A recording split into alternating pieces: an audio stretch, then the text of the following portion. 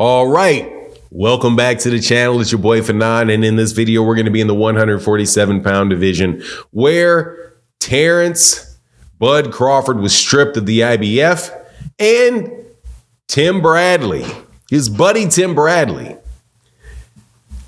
confesses that it was probably the right decision for the IBF to do it, despite what a whole lot of other people are saying. And I agree with Tim Bradley, but let's go over what he had to say in this video.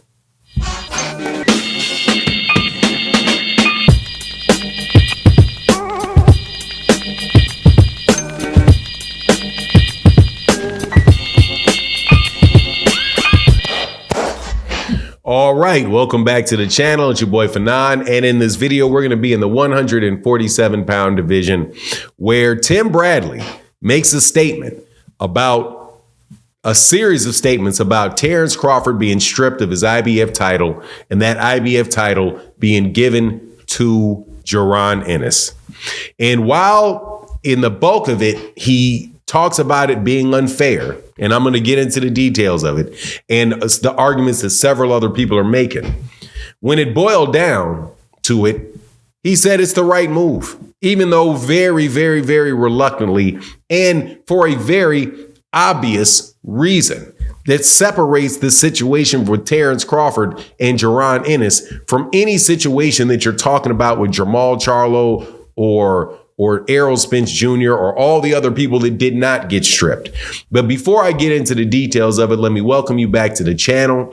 If you are new to the channel, please accept my invitation to hit the subscribe button, hit the bell icon so you can be notified of when we release more videos. And if you're a longtime subscriber and supporter of the channel, thank you so much for your continued support. It really makes a big difference, and it is a big deal to the channel. Whatever you guys donate in the super chats and in the super thanks of videos like this, thank you guys very much. But let's get into this, okay? So, as we know, Terence Crawford gets stripped. And there's now a conversation that takes place that involves Tim Bradley, former 140-pound champion, former 147-pound champion, recent Hall of Fame inductee, analyst for ESPN, very good at his job. I don't always agree with him, but, energetic presentation, very comfortable on camera, right? So it intrigues people with controversial statements, but at the same time has some pretty keen and spot on analysis of what goes on in the boxing ring. So just, generally speaking, a talented guy inside the ring, a talented guy outside the ring, intelligent guy, and is a friend of Terence Crawford. So he starts having a conversation with Mike Coppinger about how it's unfair that the IBF stripped Terence Crawford of his IBF belt. And he brings up, examples about Errol Spence Jr. and why Errol Spence Jr. hadn't defended it in all these years. Why would they strip him? Seems odd to, the way to an inconsistent way to exercise your rules or to enforce your rules. What about Jermall Charlo and Jermall Charlo not having defended his title for multiple years? Why would you strip Terence Crawford after only holding the belt for 3 months or going on 4 months, and you strip him, right? Now, for me, and I'm going to get to where in a second to where he basically gives up the ghost on it.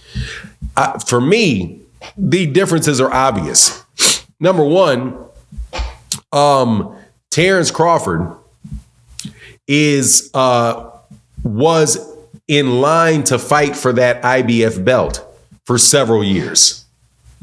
If you look at it just from the point of view of the IBF and the mandatories ordered for the IBF, it was known 5 years ago that what Errol Spence Jr. said that he was going to do with his belts and what the end goal was going to be with Errol Spence Jr., who was the IBF title holder, relative to Terence Crawford.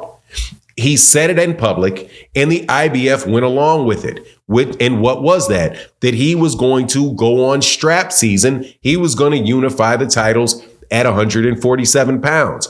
And that is exactly what Errol Spence Jr. did. He won the IBF belt.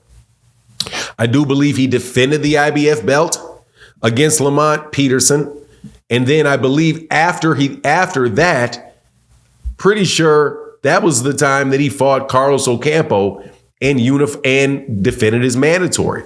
What did he do after that? He fought in the very next fight, he fought Mikey Garcia. After that, what did he do? Because the mandatory wouldn't be due after Mikey Garcia, right? You don't fight back-to-back mandatories. So what did he do? He unified with Sean Porter. Then he was injured. And what did he do? He fought a guy that had a mandated fight by the WBC. Then what did he do? Then he unified with Yordenis Ugas. And then he attempted to unify with Terence Crawford.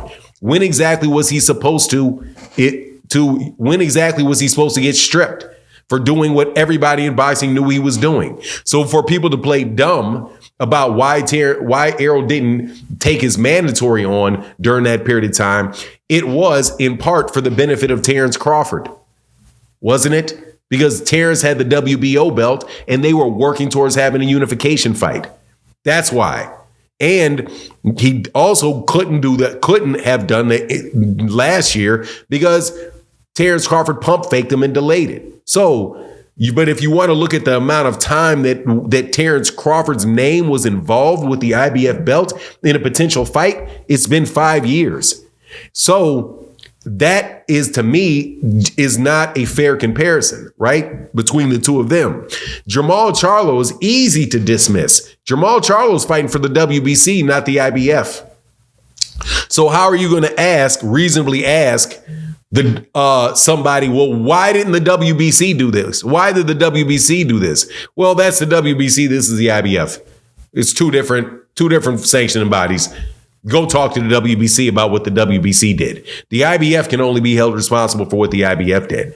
However, at the end of this, Tim Bradley comes around to what the obvious answer to this is. And the answer to this, which is fairness, period. Which is that, hey, man, if Terence Crawford says that he is not going to defend his title anymore, that he's going to go to 154 and he's not going to fight Jaron Ennis, then Jaron Ennis deserves the belt. So this is the silliness about this statement. If you know that it's fair, why are you bringing up any of the other stuff? If you know that if Tim Bradley knows that it's fair for Terence Crawford to be stripped because Terence Crawford has no intention on ever fighting Jaron Ennis for that mandatory title, why in the world, if he's not going for undisputed, he's not going for unifying belts, he says he's leaving the weight division and he's not fighting Jaron Ennis specifically, why wouldn't they strip you for that? They're just going to sit around and wait and hopefully maybe you'll make up your mind? That's what the WBC does with Tyson Fury.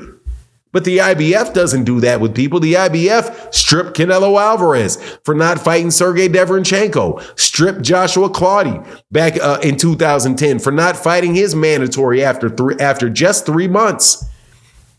Look, man, not everything is unfair, man. And really and truly, Terence Crawford said his goal is to go to 154 and become an undisputed there, or to fight Canelo. That's a pipe dream with Canelo Alvarez, but whatever. He has a right to dream through that pipe if he wants to, and maybe he'll get it. But whatever the case, as it relates to that IBF belt is nothing but right.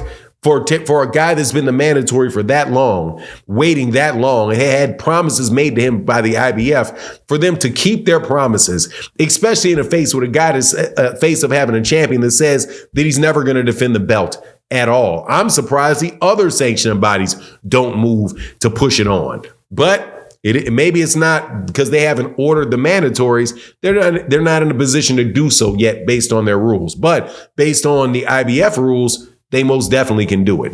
Anyway, that's my take on the matter. Please let me know what you think in the comment section. And with that, I'm out. Deuces.